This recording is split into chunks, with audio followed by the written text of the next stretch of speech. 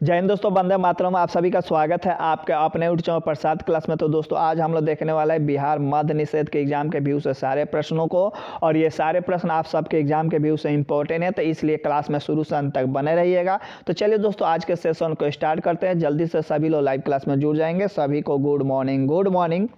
तो दोस्तों आज का प्रश्न आप लोगों को देखकर अजीब लग रहा होगा। आप सोच रहे होंगे कि सर आखिर कॉपी पर लिख कर क्यों प्रश्न लाए हैं। तो मैं सबको पहले आपने बता दूं कि आखिर मेरे साथ क्या हुआ, ताकि मुझे इस कॉपी पर आप लोगों के लिए क्वेश्चन लेकर आना पड़ा।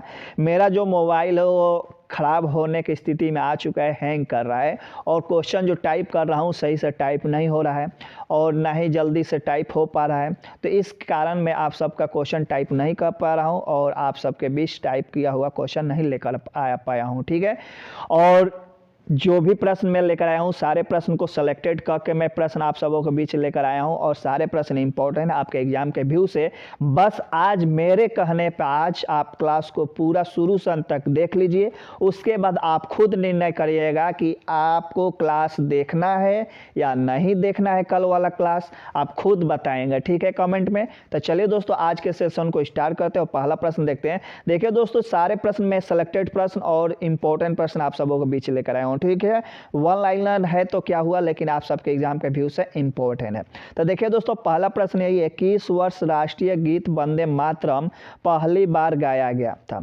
यानी कि किस वर्ष सबसे पहले वंदे मातरम गाया गया था, ये प्रश्न है। और इस प्रश्न का आंसर क्या होगा आपका, तो 1896 में गाया गया था। इंपॉर्टेंट प्रश्न है, कई बार एग्जामों में पूछा जा चुका है, वेरी इंपॉर्टेंट है, ठीक है। चलिए नेक्स्ट प्रश्न देख लेते हैं। देखिए दोस्तों नेक्स्ट प्रश्न आपके सामने, और यही प्रश्न आपके एग्जाम के व्यू से भी इंपॉर्टेंट है। मार्टेंग्यू चेम्सफोर्ड की रिपोर्ट आधार बनी। ये इंपॉर्टेंट प्रश्न है, कई बार एग्जामों में पूछा जा चुका है। तो भारत सरकार अधिनियम 1919, ठीक है, इसका राइट आंसर हो जाएगा, इसके आधार पर बनी थी, ठीक है। चलिए नेक्स्ट प्रश्न देख लेते हैं। देखिए दोस्तों नेक्स्ट प्रश्न आपके सामने, और इस प्रश्न का राइट आंसर आप सभी देखेंगे। प्रश्न यही है कि बनारस हिंदू विश्वविद्यालय BHU के संस्थापक कौन थे। प्रश्न पूछा जाता है आपके एग्जाम में, बहुत बार प्रश्न आया और वेरी इंपॉर्टेंट प्रश्न भी है। तो दोस्तों BHU के संस्थापक कौन है, तो मदन मोहन मालवीय है, और ये इंपॉर्टेंट प्रश्न है, ठीक है।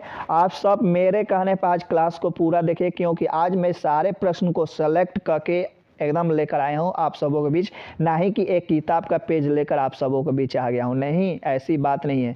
जो प्रश्न लेकर आया हूँ सिलेक्टेड लाया हूँ, और सिलेक्टेड लेकर आया हूँ इस प्रश्न में कुछ खास है, इसलिए आज मेरे कहने पर क्लास को शुरू से अंत तक जरूर देखिएगा। देखिए दोस्तों नेक्स्ट प्रश्न आपका यही है कि स्वतंत्र भारत का अंतिम गवर्नर जनरल कौन था। तो दोस्तों इसका राइट आंसर हो जाएगा श्री राजगोपालाचारी, ठीक है, वेरी इंपॉर्टेंट प्रश्न है।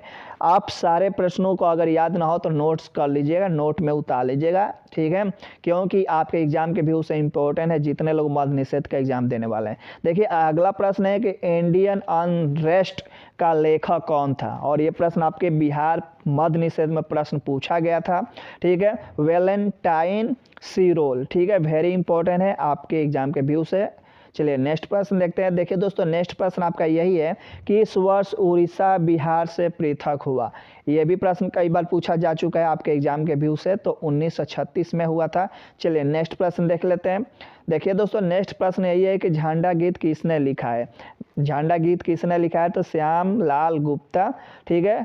इस प्रश्न को भी आप लोग स्टार देकर लिख लीजिएगा, इंपॉर्टेंट प्रश्न, सारे प्रश्न इंपॉर्टेंट है। आप लोग इस क्लास को एकदम शुरू से अंत तक जरूर देखिएगा, क्लास छोड़कर मन जाइए, क्योंकि मुझे लग रहा है कि आप सबों को ये क्वेश्चन देखकर अजीब लग रहा है, क्योंकि आप सबों के बीच टाइप किया हुआ प्रश्न आता था, लेकिन आज मैं आप सबों के बीच पेज पर लेकर आया हूँ, तो शायद आप लोगों का क्लास अजीब लग रहा हो। लेकिन ये सोचिए कि मैं जो भी प्रश्न लेकर आया हूँ आप सबके बीच, वो सारे प्रश्न सेलेक्टेड प्रश्न है, आपके एग्जाम के व्यू से इंपॉर्टेंट है, ठीक है। एकदम आपको मेरा वादा है कि आपके एग्जाम में यूजफुल होगा ये क्लास, ठीक है। तो अगला प्रश्न ये है कि फेडरल आयोग का संबंध किससे था, ठीक है। तो ये भी प्रश्न कई बार आपके बिहार पुलिस एग्जाम में पूछा जा चुका है, वेरी इंपॉर्टेंट है, ठीक है। तो शिक्षा से था। चलिए नेक्स्ट प्रश्न देख लेते हैं। देखिए दोस्तों नेक्स्ट प्रश्न यही है कि भारत भारती के रचनाकार हैं। भारत भारती के रचनाकार हैं तो मैथिली शरण गुप्त है, वेरी इंपॉर्टेंट है, ठीक है। ये प्रश्न आपके बिहार पुलिस इसके पहले जो एग्जाम हुआ था उसमें प्रश्न पूछा गया था। पोस्ट ऑफिस के लेखक कौन है? तब पोस्ट ऑफिस के लेखक कौन है? तो रविन्द्रनाथ टैगोर हैं। ठीक है मेरे भाई, चलिए नेक्स्ट प्रश्न देख लेते हैं। नेक्स्ट प्रश्न देखिए, नेक्स्ट प्रश्न जो है ना, गोदान किसकी रचना है? और ये आपको हर समय आपके एग्जाम में पूछा जाता है। प्रेमचंद जी की है। किसकी रचना है? तो प्रेमचंद जी की। और ये भी प्रश्न पूछा जाता है कि प्रेमचंद जी का वह कौन सा उपन्यास है जो कि उनका अधूरा रह गया था। प्रश्न यही पूछा जाता है कि प्रेमचंद जी का वह कौन सा उपन्यास है जो कि अभी अधूरा रह गया था? तो मंगलसूत्र है, वह प्रश्न आपके एग्जाम में पूछा भी जाता है। चलिए नेक्स्ट प्रश्न देखते हैं। प्रथम भारतीय नोबेल पुरस्कार विजेता थे, कौन थे? तो रविन्द्रनाथ टैगोर थे। ठीक है, चलिए नेक्स्ट प्रश्न देखते हैं मेरे भाई। आपको अजीब लग रहा है, ऐसी बात नहीं, बस आप क्लास देखिए, आपके एग्जाम के व्यू से सारे प्रश्न इंपॉर्टेंट है मेरे भाई। आप मेरे पर विश्वास कीजिए, आपके एग्जाम में यूजफुल होगा सारे प्रश्न। ठीक है, लाइफ डिवाइस पुस्तक के लेखक कौन है?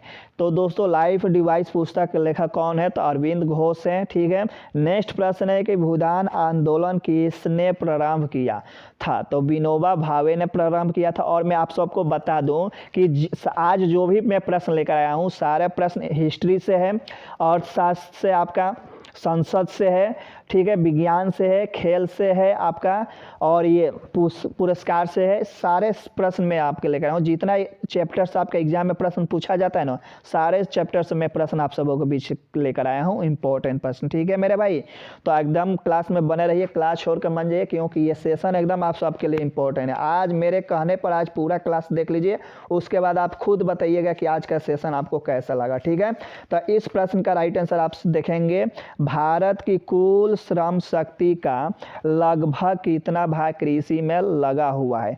इंपॉर्टेंट प्रश्न है, यह भी प्रश्न कई बार पूछा जा चुका है। तो 54%। ठीक है, चलिए नेक्स्ट प्रश्न देख लेते हैं। नेक्स्ट प्रश्न है कि भारत में बेरोजगारी की किस्म पाई जाती है।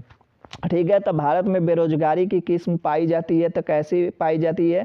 तो ऑप्शन आपका मिलता है एग्जाम में। ठीक है, तो ग्रामीण अल्प रोजगार पाया जाता है, चक्रीय बेरोजगारी पाया जाता है, संरचनात्मक बेरोजगारी पाया जाता है।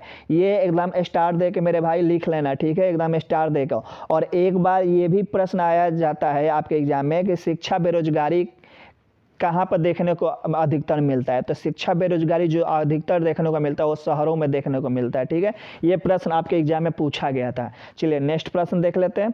देखिए दोस्तों, नेक्स्ट प्रश्न आपका है कि भारत में ग्रामीण क्षेत्रों में कौन सी बेरोजगारी सर्वाधिक पाई जाती है? तो देखिए दोस्तों, भारत में जो ग्रामीण क्षेत्रों में बेरोजगारी पाई जाती है, मौसमी बेरोजगारी और अदृश्य बेरोजगारी पाई जाती है। अभी जो आपका एग्जाम हुआ था, इसका पहला मद्य निषेध का एग्जाम हुआ था, उस एग्जाम में ये प्रश्न पूछा गया था। ठीक है, चलिए नेक्स्ट प्रश्न देख लेते हैं। नेक्स्ट प्रश्न है कि शहरी क्षेत्रों में आमतौर पर किस प्रकार की बेरोजगारी दिखाई देती है? तो शिक्षित बेरोजगारी दिखाई देती है। ठीक है, यह भी प्रश्न आपके एग्जाम में पूछा जा चुका है, वेरी इंपॉर्टेंट है।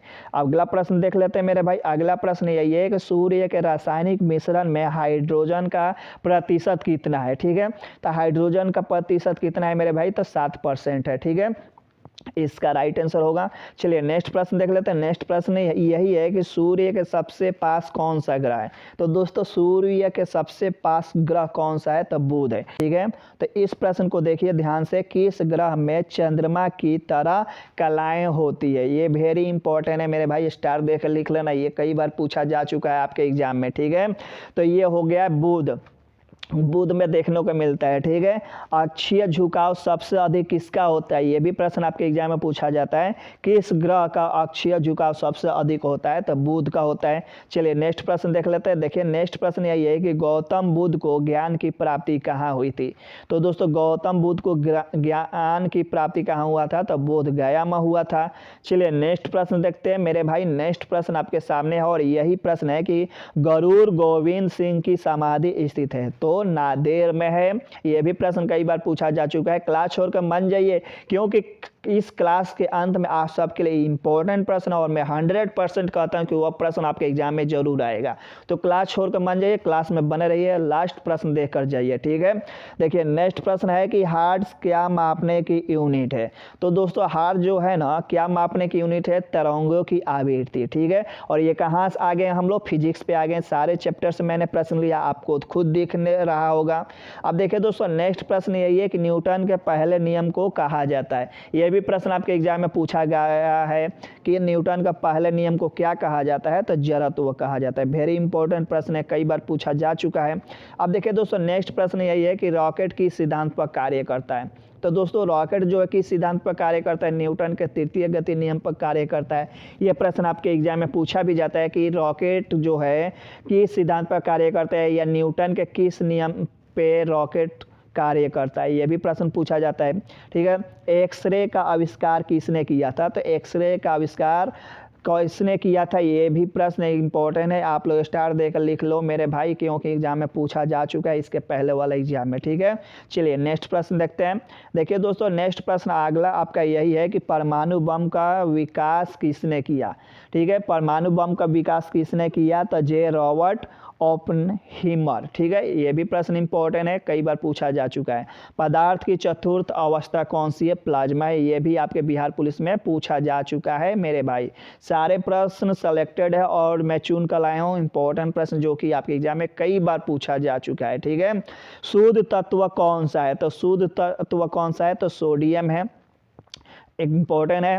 चलिए नेक्स्ट प्रश्न देख लेते हैं। चाय की पत्तियों के क्यूरिंग में किसका उपयोग होता है, तो क्यूरिंग में किसका प्रयोग होता है, तो जीवाणु का होता है। बिहार पुलिस जो इसके पहले एग्जाम हुआ था उस एग्जाम में ये प्रश्न पूछा गया था, ठीक है मेरे भाई।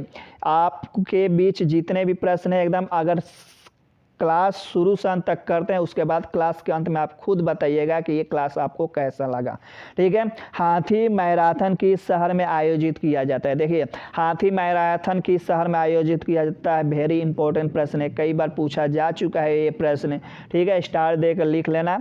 ये तो कहाँ पे है, तो तिचूर में है, ठीक है। तिचूर में हाथी मैराथन होता है और ये वेरी इंपॉर्टेंट है। अगला प्रश्न यही है कि समारोह को वश में करने का खेल जल्लीकट्टू किस राज्य में प्रसिद्ध है। तो सबसे पहला तो एक प्रश्न यहाँ से बन जाता है कि जल्लीकट्टू कहाँ का खेल है, तो जल्लीकट्टू कहाँ का खेल है, तो तमिलनाडु का है। और समारोह को वश में करने का कहाँ का खेल है, तो ये भी कहाँ के, तमिलनाडु का। यहाँ से प्रश्न आपके एग्जाम में बन सकता है और ये शायद पूछा भी गया है आपके एग्जाम में, इंपॉर्टेंट प्रश्न है। अगला हम लोग देख लेते हैं मेरे भाई। अंतर्राष्ट्रीय महिला दिवस मनाया जाता है, तो आप सब अंतर्राष्ट्रीय महिला दिवस कब मनाया जाता है, तो 8 मार्च को मनाया जाता है। आपके एग्जाम में दिवस भी प्रश्न पूछा जाता है, तो मैंने सारे प्रश्नों को कवर किया है आज के सेट में। और अगर आप लोगों ने अपना साथ और प्यार और सपोर्ट दिया तो इस सीरीज को मैं चालू रखूँगा, क्योंकि जब व्यू मैं देखता हूँ 50-100 तो दिल टूट जाता है, फिर क्लास लेकर आने का मन नहीं करता है। तो मैं उम्मीद करता हूँ कि शायद आप लोग अब सपोर्ट करेंगे और इस क्लास को अधिक से अधिक शेयर करेंगे, ताकि मेरा भी दिल एकदम मन करे कि हाँ अब बच्चे उत्सुक हैं क्लास देखने के लिए, और अधिक से अधिक प्रश्न सेलेक्टेड और इम्पोर्टेंट प्रश्न आप सबों के बीच लेकर आऊँ, तो आप सब भी मेरा सपोर्ट करेंगे, ठीक है। तो इस प्रश्न को देखिए, विश्व पर्यावरण दिवस कब मनाया जाता है। तो दोस्तों विश्व पर्यावरण दिवस कब मनाया जाता है, तो 5 जून का मनाया जाता है। और जितने लोग भी बिहार पुलिस मद्य निषेध के एग्जाम दिए हैं, ड्राइवर के दिए, उन सबको पता है कि ये प्रश्न कई बार पूछा जा चुका है आपके एग्जाम में, ठीक है। तो इम्पोर्टेंट प्रश्न है। देखिए नेक्स्ट प्रश्न है कि विश्व एड्स दिवस मनाया जाता है। यह भी प्रश्न इंपॉर्टेंट है, स्टार देकर लिख लेना। विश्व एड्स दिवस मनाया जाता है 1 दिसंबर को, ठीक है। चलिए नेक्स्ट प्रश्न देख लेते हैं। नेक्स्ट प्रश्न ये है कि हिंदी दिवस के रूप में कब मनाया जाता है, तो 14 सितंबर को मनाया जाता है। वेरी इंपॉर्टेंट है। मैं सारे प्रश्नों को स्टार लगा लगा कर थक जाऊंगा, लेकिन मैं बस यही कहूँगा कि सारे प्रश्न सेलेक्टेड है और इम्पोर्टेंट प्रश्न है, आप लोगों को एकदम ध्यान देकर पढ़ना है, ठीक है। अगर वर्दी लेना है, मिशन है हमारा क्या है, वर्दी लेना है, तो एकदम ध्यान से पढ़ना है, ठीक है। चलिए नेक्स्ट प्रश्न देख लेते हैं। नेक्स्ट प्रश्न है कि नाट्य शास्त्र के रचयिता कौन थे। एकदम इम्पोर्टेंट प्रश्न है, ठीक है। और भरत मुनि, ये कई बार आपके एग्जाम में पूछा जा चुका है भरत मुनि का, ठीक है। रघुवंश महाकाव्य के रचनाकार हैं, तो रघुवंश महाकाव्य के रचनाकार कौन है, तो कालिदास है मेरे भाई, ठीक है। चलिए नेक्स्ट प्रश्न देख लेते हैं। नेक्स्ट प्रश्न आपके सामने है और इस प्रश्न को आपको ध्यान से देखना है। ज्ञानपीठ पुरस्कार किस क्षेत्र में दिया जाता है मेरे भाई? अब ये प्रश्न में आपको 100% कहूँगा, ये बिहार पुलिस मद्य निषेध, फायरमैन और ये ड्राइवर सब एग्जाम में ये प्रश्न पूछा जा चुका है। एसएससी में भी पूछा गया है, दिल्ली पुलिस में भी पूछा गया। तो ये प्रश्न आप सबके लिए इंपॉर्टेंट है। देख लीजिए, मैं आप सबके लिए इतना मेहनत कर रहा हूँ, बस आप लोग भी मेरा सपोर्ट कीजिए, वीडियो को शेयर कीजिए, अधिक से अधिक व्यू लाइए ताकि इस सीरीज को चालू रखा जा सके। आप सबका प्यार चाहिए, ठीक है। तो इस प्रश्न को देखिए और इम्पोर्टेंट प्रश्न है मेरे भाई। ज्ञानपीठ पुरस्कार किस क्षेत्र में दिया जाता है? तो साहित्य के क्षेत्र में दिया जाता है। अब यहाँ से एक और प्रश्न बनता है कि ज्ञानपीठ पुरस्कार जो दिया जाता है इसमें कितने राशि दिया जाता है, राशि के तौर पर कितना दिया जाता है, यानी रुपया कितना दिया जाता है? तो 11 लाख दिया जाता है। अगला जो बिहार पुलिस हुआ था, इस एग्जाम में यही पूछा गया था कि ज्ञानपीठ पुरस्कार के रूप में कितना रुपया दिया जाता है। ये प्रश्न आपके एग्जाम में आया था, ठीक है। तो 11 लाख आपको दिया जाता है, एकदम ध्यान में रखना है। यह भी प्रश्न आपके एग्जाम में पूछा जाता है कि ज्ञानपीठ पुरस्कार किस क्षेत्र में दिया जाता है? ये तो साहित्य क्षेत्र में कितना रुपया दिया जाता है? तो 11 लाख। और ज्ञानपीठ पुरस्कार कब शुरू किया गया? तो 1965 में शुरू किया गया। ये भी आपको याद रखना है, ना याद हो तो एकदम नोट्स बना लो मेरे भाई, आज से नोट्स बनाना चालू कर दो। अगर वर्दी लेना है, मिशन वर्दी की है, तो एकदम नोट्स बनाओ, जो याद ना हो ऐसे नोट्स बनाओ, ठीक है। अब देखिए प्रश्न ये भी आता है कि ज्ञानपीठ पुरस्कार सबसे पहले किस महिला को दिया गया था? ज्ञानपीठ पुरस्कार फर्स्ट महिला किसे दिया गया था? तो आशापूर्ण देवी को दिया गया था। यह भी प्रश्न पूछा जाता है आपके एग्जाम में, ठीक है। चलिए नेक्स्ट प्रश्न देखते हैं। अब देखिए दोस्तों, ये प्रश्न आप सबके लिए वेरी इंपॉर्टेंट है। अगर आप कोई भी एग्जाम दिया होंगे तो यहाँ से प्रश्न आपके एग्जाम में पूछा गया होगा और आप प्रश्न छोड़कर आ गए हो, लेकिन आप एकदम आज गांठ बांध लीजिए कि ऐसा प्रश्न अगर आ जाए एग्जाम में तो हमें नहीं छोड़ना है किसी भी हालत में। अगर हमें याद नहीं है तो हम आज ही कॉपी लेकर नोट्स बनाएंगे और इस सारे प्रश्नों को लिखेंगे। मेरे साथ वादा कीजिए, ठीक है। अब हम भी चाहते हैं कि आप सबका नौकरी हो, क्योंकि इस बार जो बहाली है इसमें आप सबका सिलेक्शन हो और आप सब कहें कि हमने प्रसाद क्लासेज पर क्लास किया और हमने सिलेक्शन पाया। यही हमारी कोशिश है। तो इस प्रश्न को आपको देखना हो और इस प्रश्न को अगर आपको याद ना हो तो नोट्स बना लेना है। 500 रुपये के नोट पर चित्र है। प्रश्न यही पूछा जाता है आपके एग्जाम में कि 500 रुपये के नोट पर किसका चित्र है? प्रश्न आपके एग्जाम में पूछा जाता है तो लाल किला का, ठीक है। इंपॉर्टेंट प्रश्न है, स्टार देकर लिख लेना। सारे रुपयों को मैंने आज लेकर आ गया है ताकि आपका जो भी प्रश्न यहाँ से बने वो आप छूटे ना एग्जाम में। 10 रुपये के नोट पर कहाँ का चित्र है? तो कोणार्क का सूर्य मंदिर का चित्र है, ठीक है। 10 रुपये के नोट पर। प्रश्न आता है कि 20 रुपये के नोट पर चित्र किसका है? तो एलोरा की गुफाएं का चित्र है, ठीक है। 50 रुपये के नोट पर किसका चित्र है? तो हम्पी का पत्थर से बना, ठीक है, रथ का है। हम्पी का पत्थर से बना रथ का चित्र है किस नोट पे? तो 50 के नोट पे, ठीक है। ये प्रश्न आप सबके एग्जाम में पूछा जाता है और आप सब प्रश्न छोड़कर चले आते हैं और याद ना होता है। इसलिए मैंने इन सारे रुपयों के जितने भी प्रश्न बनने वाले हैं रुपया से, सारे प्रश्नों को आप सबके बीच में आज लेकर आया हूँ ताकि यहाँ से प्रश्न पूछे तो आपका छूटे नहीं। बस हमें हर प्रश्न को सही करना है और हर प्रश्न को सही करके आपका सिलेक्शन लेना है, ठीक है। अगला प्रश्न है कि 100 रुपये के नोट पर जो चित्र होता है किसका होता है? तो रानी का वाव का होता है, ठीक है। ये भी प्रश्न कई बार पूछा जा चुका है। 200 रुपये के नोट पर जो चित्र होता है किसका होता है? तो सांची स्तूप का है, ठीक है। 200 रुपये के नोट पर किसका चित्र है? तो सांची स्तूप का है। 2000 नोट पे किसका चित्र है? तो मंगलयान का चित्र है मेरे भाई। एकदम ध्यान रखना, याद ना हो तो नोट्स बना लो और एकदम लग जाओ नौकरी लेना है तो। अब देखिए दोस्तों, कुछ प्रश्न यहाँ से और भी बनते हैं, नोट्स से संबंधित जो प्रश्न बनते हैं उन सारे प्रश्नों को मैंने आप सबों के बीच रखा है। क्लास छोड़ कर मन जाइए, अभी अभी और है मेरे भाई, आप सबके लिए इम्पोर्टेंट है। जो छोड़ के गए वो समझिए बहुत पछताएंगे, क्योंकि मैंने आज आप सबके लिए बहुत मेहनत किया है, बहुत, ठीक है। तो आपको पूरा क्लास देकर जाना है और क्लास के अंत में आपको ये भी बताने कि क्लास कैसा लगा, ठीक है।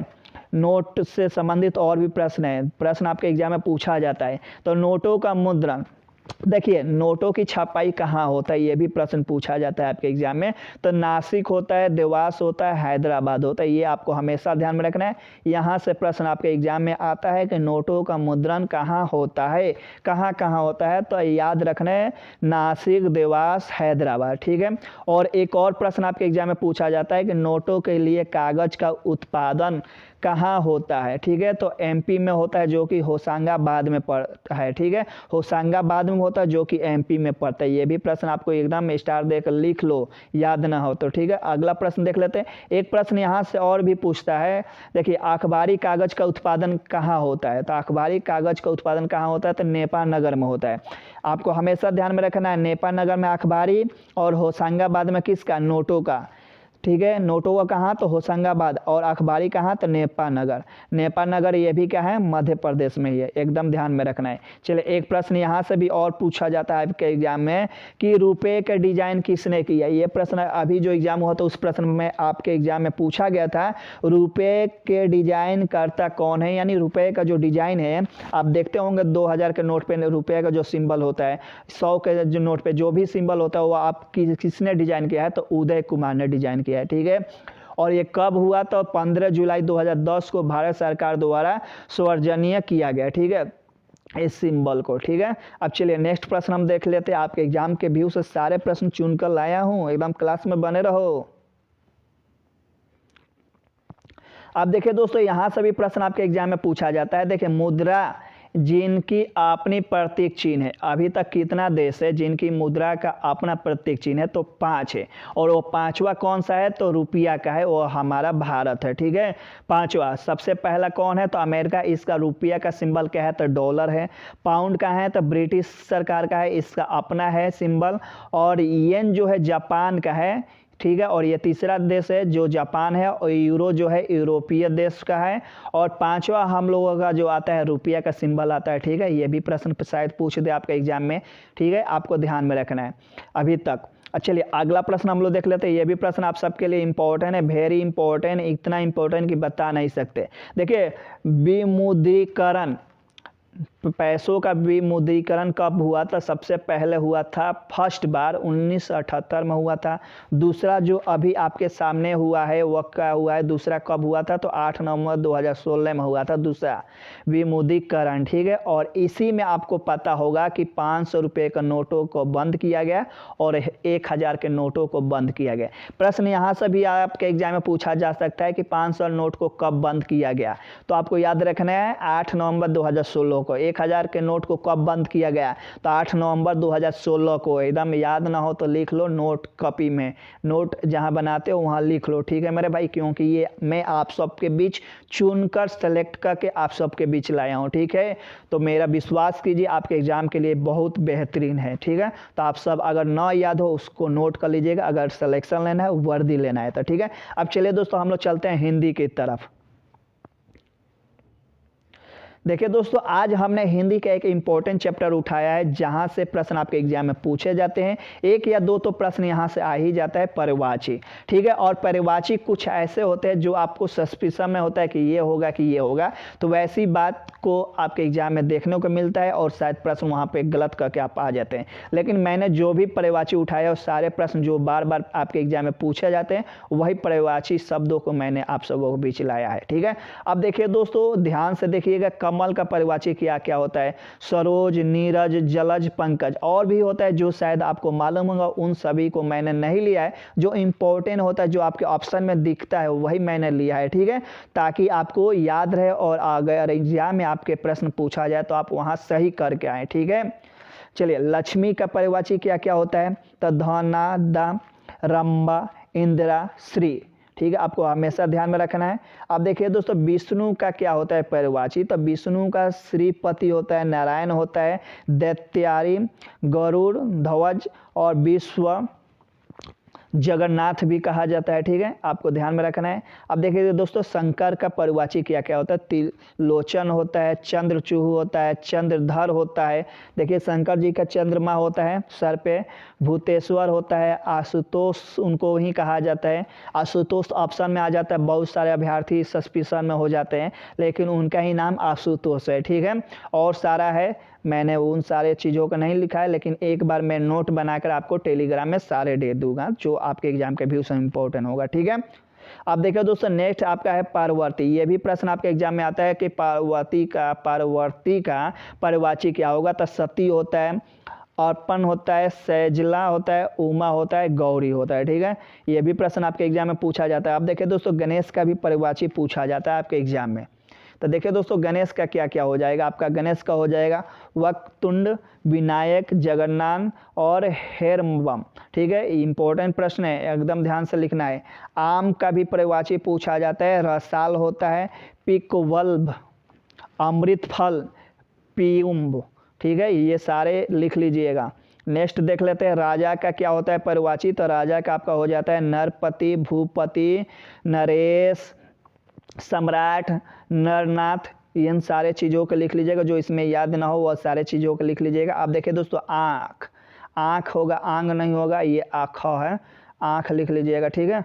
आँख का क्या क्या होता है। तो नयन होता है, लोचन होता है, ठीक है, हग, ये सारे आपका क्या होता है नयन का परिवाची होता है। ऑप्शन में शायद इसमें से कुछ अजीब सा आ जाता है और आप वहाँ पर गलत कर देते हैं, ठीक है। अश्र, अश्व का क्या होता है। अश्व में से घोड़ा होता है, तो घोड़ा को घोटक कहा जाता है, बाजी, तुरंग, ठीक है। ये सारे आपको याद रखना है, ये सारे एकदम। राक्षस का क्या क्या होता है परिवाची। तो दैत्य, निशाचर, असुर, तमचर, दानव। देखिए, तमचर दे दे, निशाचर दे दे, दैत्य दे देते तो आप सस्पिशन में हो जाएंगे ऑप्शन में, इसलिए मैंने इन सारे इंपॉर्टेंट चीज़ों को लेकर आया है। अब देखिए दोस्तों, अंधेरा का क्या होता है परिवाची। यहाँ पर देख लीजिए, अंधेरा का होता है अंधकार, तिमिर, तिमिर भी कहा जाता है, कुहा भी, धुंध, कुहासा भी कहा जाता है, ठीक है।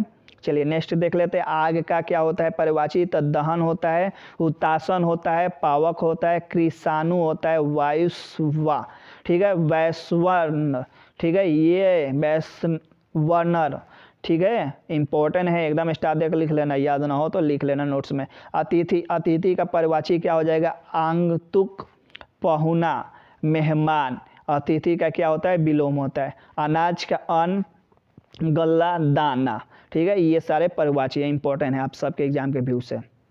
अब देखिए दोस्तों, एक यहाँ पे है अर्जुन। अर्जुन का भी आपके एग्जाम में पूछा जाता है परिवाची। धनंजय, गुडाकेश, गांडीवधारी, पार्थ, सत्याचारी। इंपॉर्टेंट है आपके एग्जाम के व्यू से, ठीक है मेरे भाई, एकदम इम्पोर्टेंट है। तो दोस्तों, आप सबको आज का क्लास कैसा लगा आप सब कमेंट करके ज़रूर बताइए, क्योंकि आप सबको बताना ही है कि आज का क्लास आप सबको कैसा लगा। ये सीरीज चालू रखा जाए और ऐसा ही प्रश्न को सेलेक्टेड करके आप सबों के बीच लाया जाए। क्या ये क्लास आपको अच्छा लग रहा है, पसंद आ रहा है, तो आप सब कमेंट करके ज़रूर बताइए मेरे भाई, क्योंकि मिशन बस एक ही है, वर्दी। हम लोग का मिशन क्या है, वर्दी। अगर आपको ये क्लास अच्छा लग रहा है, सेशन अच्छा लग रहा है, तो आप लोग कमेंट करके ज़रूर बताइए और अधिक से अधिक बच्चे को जोड़िए मेरे भाई, ताकि हमें भी दुख ना हो वीडियो को व्यू देखने के बाद, ठीक है। ताकि व्यू देखने के बाद दुख होता और फिर मन नहीं करता है क्लास लेकर आने का, ठीक है। तो आप सब इस वीडियो को अधिक से अधिक शेयर कीजिए, अधिक से अधिक दोस्तों को जोड़िए, ठीक है मेरे भाई। और मेरे तरफ से भी रहेगा अधिक से अधिक मैं आप लोगों को प्रश्न, सेलेक्टेड प्रश्न लेकर आऊँ, जो आपके एग्जाम के व्यू से इंपॉर्टेंट उन सारे प्रश्नों को लेकर आऊँ, ठीक है। तो आप सब भी अपना प्यार और सपोर्ट बनाए रखिए और दोस्तों कमेंट करके ज़रूर बताइए कि क्लास कैसा लगा, ठीक है। तो दोस्तों फिर हम लोग मिलते हैं नेक्स्ट क्लास में, तब तक के लिए दीजिए इजाज़त। जय हिंद, जय भारत।